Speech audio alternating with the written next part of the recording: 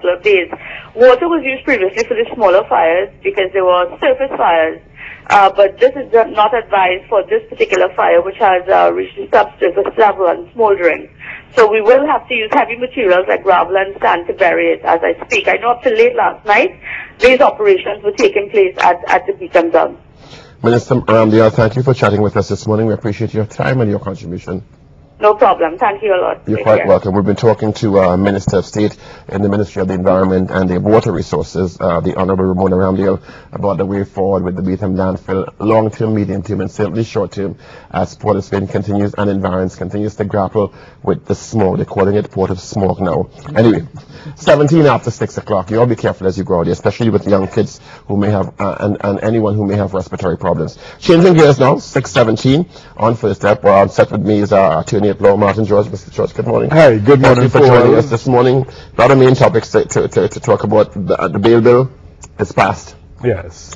What, if you can tell us, what would have been the concessions as suggested by the independents that would have been taken into consideration that would have secured the votes for the first passage?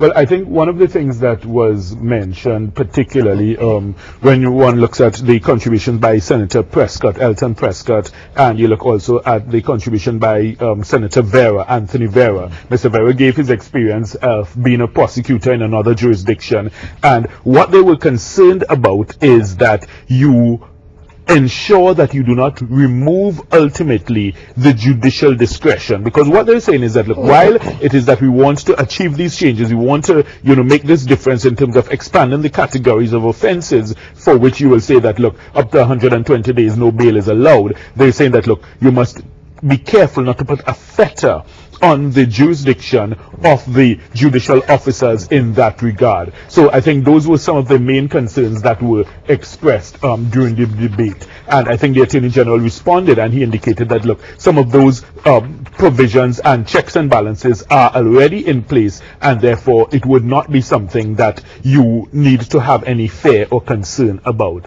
But Paul, I'll tell you this. I was having a discussion with one of the country's foremost prosecutors earlier this week.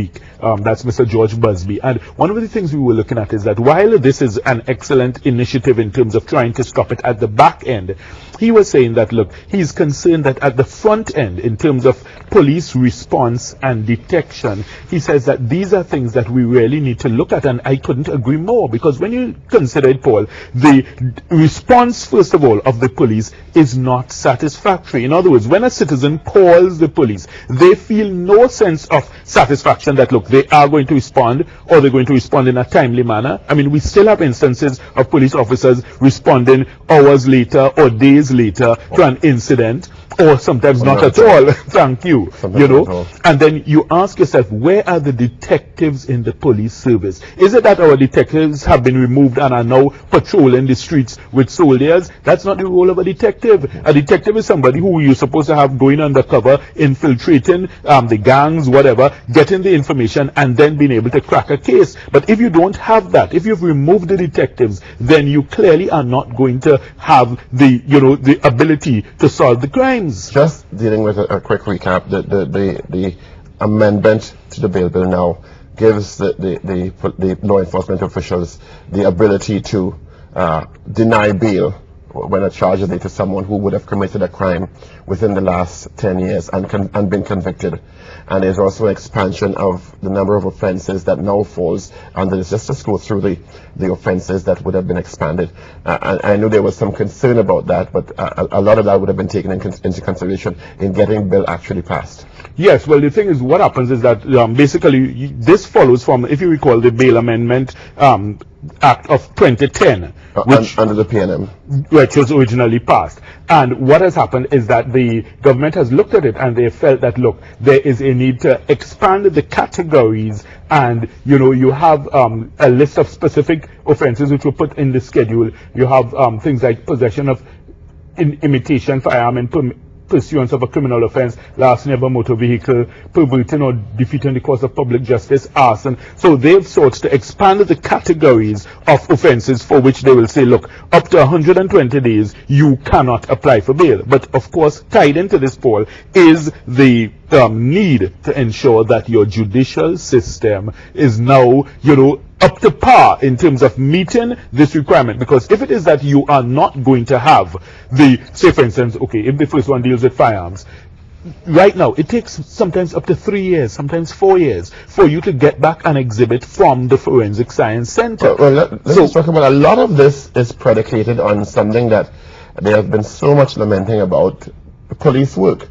And police, in a lot of these cases now, will be an officer's discretion. There was a concern that maybe some of this should have specified a senior officer present in making those sorts of judgments. Decisions because of the relinquishing of some of the rights in the interest of protecting the citizenry by and large. But at the end of the day, the law must protect everyone individually, even if they are bad apples in the barrel. That's right. And how are we going to deal with that in terms of more responsibility basically because of this, or more purview of officers who have not been always performing at the top level? Yeah. All right, Paul, one of the suggestions I have made consistently on this program, and I will continue to make it until it happens, because we need to have it as a reality. We need to have attorneys trained by the DPP's department stationed at every police station throughout the country. In other words, Paul, sometimes even in the framing of a charge, the laying of a charge, police officers, unfortunately, I mean, they probably do the best with the ability that they have in terms of the training, but if they're not trained attorneys at law and they haven't been trained by the DPP's department in the prosecution of criminal offenses, they will not have that level of skill and competence. We need to have an attorney from the DPP's department there at every police station to guide police officers in terms of, okay, how do you frame this charge? How do you lay this charge? Do we have the evidence sufficient to meet the threshold for us to really say that, look, yes, this is the appropriate charge to put on this person? We need that. We need to have, as I said, attorneys doing the prosecution in courts. Remove all police prosecutors. We need to do that. You have scenarios where police prosecutors, they have to seek adjournments, they have to then seek advice from the DPP's department, they have to prepare a file that takes months and months, then they send the file to their superiors, then the superiors have to review the file, then send it off to the DPP's department, the DPP now has to review. I mean, come on, we make the process unnecessarily complicated. You have hundreds of young attorneys out there, lots of them eager to work. Let's employ them. Get the DPP's department, farm them out, send them to police stations, send them to the magistrates' courts all over the country. Let them deal with these aspects, which, as you say, would then provide that level of protection. Because, as you say, if you leave it sometimes to a police officer who may not have, first of all, the experience or the knowledge, then of course he will do the best with what he has, but it may not result in fairness or justice. Some say while well intentioned, and we understand the need to deal with repeat offenders who are a menace to society. They have a rap sheet longer than my arm, and the state basically knows who they are.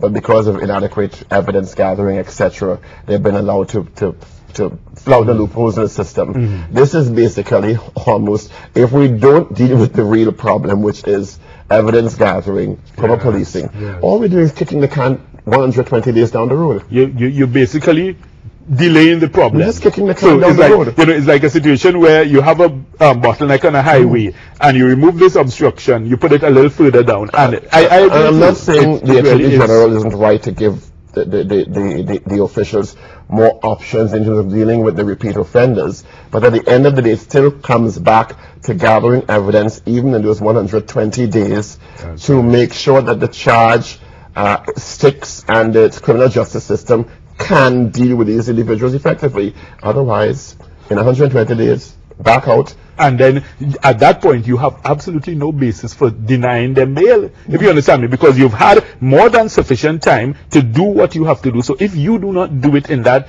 time period, then of course the scale is totally weighed in favor of the defendant, and what must be granted bail. And what does that mean from a legal perspective? And just for conversation's sake, I am a repeat offender. I'm a menace to society, and I've been charged under this amended Bail Act, or when it becomes law. And I served 120 days, and the officers proved that, well, my defense attorney has been able to say after 100. Well, you see, I told you they had nothing in my client. Does that attorney and or client now have a greater case if they apprehend that person again to say, well, look, twice they held me for 120 days and nothing? What threshold now is it on the police officer to make sure that you don't do that again and the person doesn't just spend 120 days in prison and move out? Okay, just one slight correction, Paul. As I understand it, I think it deals with a scenario after you've charged someone. So in other words, the person has been charged. So regardless of whether they are granted bail or not, they still have to face the process of a trial.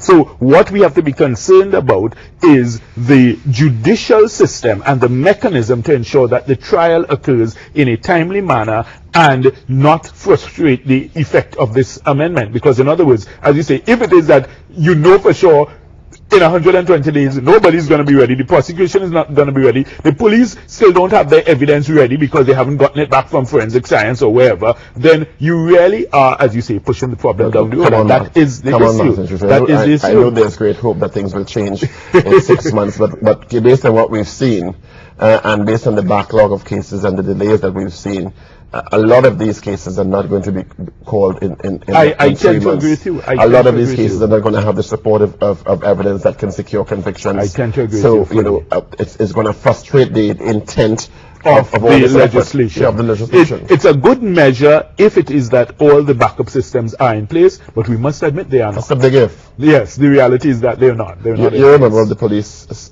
Service Commission. Is there anything under the present framework that we can do to ensure that we ramp up that aspect of police work? Well, the thing is, one of the things that we have spoken to the commissioner about, the acting commissioner particularly, is the timeliness in terms of responses. And that, I think, is something we are going to keep pressing on. We are going to set some measurable criteria in terms of improvements that we need to see, because as I said, it starts with the initial response. When a citizen calls the police, they need to be assured that no matter what your excuse or reason, that the police will show criteria in terms of improvements that we need to see, because as I said, it starts with the initial response. When a citizen calls the police, they need to be assured that no matter what your excuse or reason, that the police will show up, because persons have the confidence out there, the criminals have the confidence that the police are not going to come, they're not going to show up. So they are emboldened in that regard. You know, so therefore when you have that as your first stumbling block, then you need to deal with that. So that's one of the things we are going to be looking at, and we are going to be, putting very stringent, criteria on him in terms of improvements for those One of the statements coming from the Attorney General was the fact that part of the intention of this legislation was to give possible witnesses a sense of comfort to some level, where the part of the sorting of the whole system is the fact that witnesses are intimidated by these repeat offenders who come out and say, well, if you go, I'm going to come for you or your family, etc. Does this really achieve that, or do we need to put other systems in place to ensure that witnesses really feel more comfortable? Trials are expedited so that I don't have to wait 6 months to 9 months knowing that somebody knows I'm going to testify against them and my life is literally at risk, or that of my family. With the greatest of respect, I don't think it really is going to achieve that objective. Let's be practical, Paul, because in other words, if it is that you are a witness in a case, unless it is that the case is going to be called, started, continued, adjourned, evidence given, and completed within the space of 120 days, then obviously that provision has no security or no protection for a potential witness. They will obviously be put back at risk. So our system does not have the track record to show that we are able to complete matters in that short time frame from the day of charging. So clearly it cannot be that you would have that protection. So therefore I'm not sure that it really would achieve that objective at all. And just some clarity, just getting information, the bill was passed in the Senate but has to go back to the House now. Is that the procedure? Well, the thing is, once it passes in the Senate, it has to go back to the House. But I think the government has the majority that is necessary. So it is, yes. It's a formality. Yes, in that We're going to take a break. It is 6:21. 29 moving up to 7 o'clock. More with Martin George when we come back. Stay with us. February 1st. The old Hilarians are doing it again. Bishop's Fest. We're going strong for 18 years now. February 1st. Best bars, best food, best bands. You know how we do it. Ultra exclusive experience with Roy Cape and the All-Stars, Destra and Bacchanal, the Asylum Vikings with Bungie and Fan, and Billionaire Dan, special guest stars and DJs. February 1st, back at the school. Bishop's Pet, the old Hilarians all-inclusive. Contact committee members for tickets before they're all gone at 344-2334, 478-0035, 625-5844. Email bishopspet@gmail.com. The temperature is rising for the most entertaining show in Carnival. We have a truck on the